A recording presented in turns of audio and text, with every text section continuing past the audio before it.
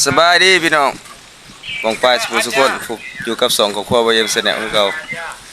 วันนี้วันหยุดวันที่1พฤษภาคม2024วันกรรมกรสากลพี่น้องเฮ็ดเวียกเฮ็ดงาน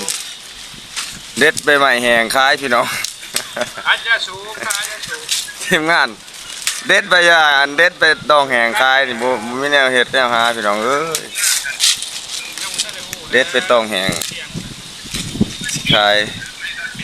เด็ดยาพี่น้องเด็ดยาชัวสิได้ขายชัวสิได้ซื้อพี่น้องเอ้ยโอ้โห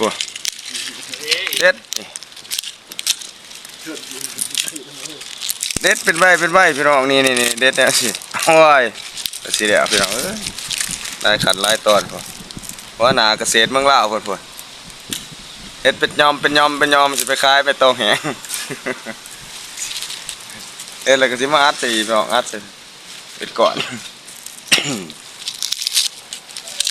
เอา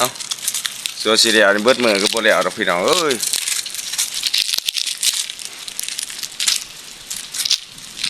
เบิดนี่ได้บ่พอ30โลนี่เบิดนี่ไปต้องแหงเอาพบกันใหม่ในคลิปหน้าเด้อพี่น้องฝากกดไลค์กดแชร์กดติดตามแหน่